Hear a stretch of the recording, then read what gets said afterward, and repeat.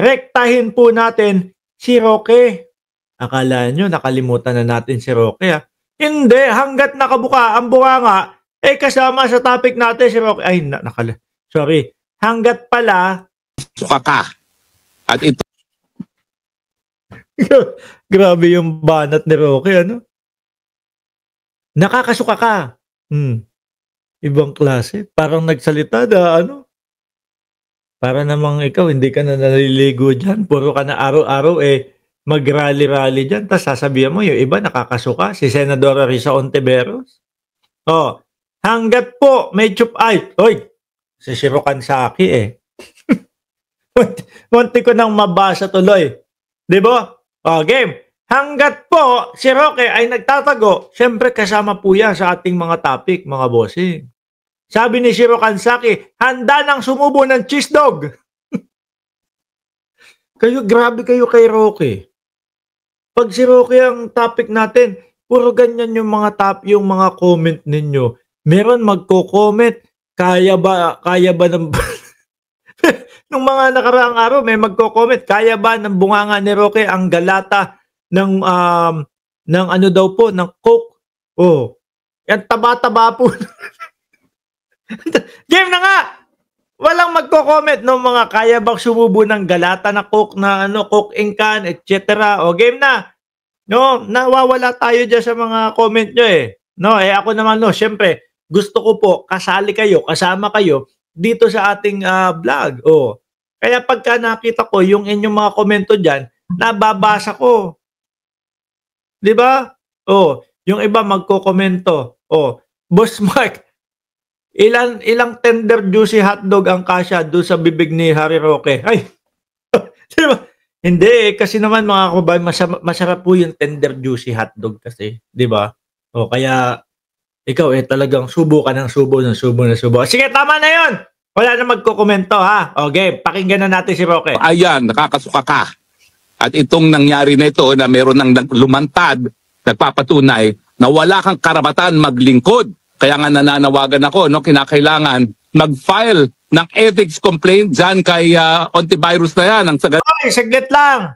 Roque, eto, papakita ko sa inyo, ha? Papakita ko sa iyo, Roque.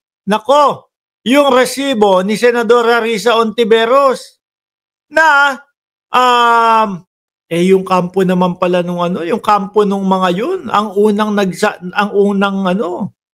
unang nagsabi na eto po kami, ganito po. Ito, Roque, kami ay dating nagtatrabaho kay Buloyski, no? May resibo po si Senadora Risa Ontiveros, kaya mahirap po paniwalaan itong kaanuhan ni Roque. Babasahin ko po sa inyo, mga kababayan, no? Ayan, ito yung unang mga email ho sa kanila, mga bossing. Ayan yung may square pa. Friday, December 15, 2023, 1:55 ng katanghalian o hapon. Ano sabi? Palabang hapon. Hello, I am Michael. Yung nagsasabi po na binayaran siya ni Risa Ontiveros. Biruin nyo, ayan sila na unang mag-email, nagpapakilala. Di ba? Hello po, I am Michael.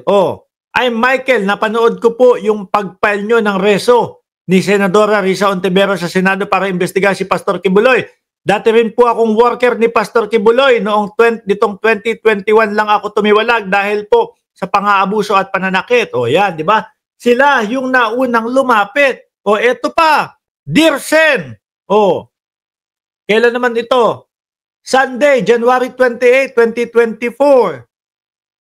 Di po ba? Dear Sen Risa, I am Mike, also an ex-worker of Kibuloy Church. I was also one of those who were hurt, slapped, hit on the head, and sexual abuse. Ito na naman. Kaya napatanong ako, sumusupa din ba si Kibuloy? Lalaki to, bakit niya nasabi na nagtatanong na sexual abuse din siya. Diba? Ang topic dito, si Kibuloy. Napatanong ako, sumusupa din ba? Si Kibuloy, lalaki yan. May mga resibo. Di ba Sir Almond Lee? O Gracious Grace? May mga resibo kaya hindi maaari o madaling paniwalaan yung mga pinagsasasabi po ni Nasipa na siya sa Senado. Ano? Mano pa sa Senado. Ano sabi? Mano pa na siya sa Senado. Nadamay na yata sa atin si Roque ha. Oh. Sipa na siya sa Masipa na daw po si Senadora Risa Ontiveros sa Senado, mga kababayan. Wala namang maniniwala sa inyo. Di ba ho? Wala namang maniniwala sa inyo, Roque. Oh. Tuloy. Senado. Walang karapatan ang kahit sinong nagtatanim kaso, nagtatanim ebidensya, nagtatanim testigo. Hoy, Digong! Si Roque, pinaparinggan ka. Wala ka daw karapatan maging presidente kapag ka nagtatanim ka ng kaso, nagtatanim ng ebidensya. Wala naman tinatanim eh. Alam mo ba na meron pang isang testigo, si alias Amanda? Oh, si alias Amanda ang nagsabi na, ano daw, yung kailangan mag-lotion ng Bath and Body? Oh, kapag ka iaalay na ang sarili kay Buloyski?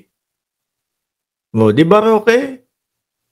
Diyos ko, dating Pangulong Duterte, kung nakikinig ka, pinaparinggan ka nito. Di ba, ikaw umamin ka, sabi, tinataniman ng ebidensya, tinataniman ng kaso, o kung ano man. Oh, kinakalaban na yata si Digong ni Roque. Na manatili sa Senado. Dahil ang Senado in the first place, nagagawa ng batas, no? Pangalawa, yung mga investigasyon na dapat ginagawa niya in aid of legislation at hindi dapat nagtatanim ebidensya laban sa mga kalaban sa politika. Huwag po tayong tumigil hanggang ma-expel sa Senado. Hindi din kami titigil hanggat hindi ka na iuoblo, hindi ka na iuwi sa Pilipinas. Oh. Kailangan maiuwi ka sa Pilipinas bago ka namin tigilan. Dapat harapin mo, Roque. Hindi yung nagtatago ka. Diba? Tapos kung ano-ano yung mga ibabato mo, yung mga ibinabato naman niya ho, mga kababayan, puros wala naman pong mga ebidensya. Sabi ni Ma'am Teresita Tan, lavender, favorite scent ni Buloyski. Sabi ni Del sabi ni Ma'am Del Rosario, bayot, ingay mo. Uy, naniniwala po ako, lalaking lalaki po si Harry Roque. Mahilig lang pong magpataples ng lalaki, kapwa lalaki. Itong antivirus neto, bukas sa kahit sinong mamamayan na mag-file ng ethics complaint. Pero parang si Harry Roque ang maraming sinasabi. Umuwi muna siya. Umuwi ka daw muna, Roque! No, kung ano-ano mga pinagsasasabi mo. Ayaw mo ang ilabas yung sinasabi mong dokumento na magpapatunay na hindi galing sa Pogo yung pera mo. Humarap muna siya dito sa Senado. Haharapin ko siya kahit saan. Pero ngayon, bitawan na niya yung buhay pugante niya. Aray, saklap.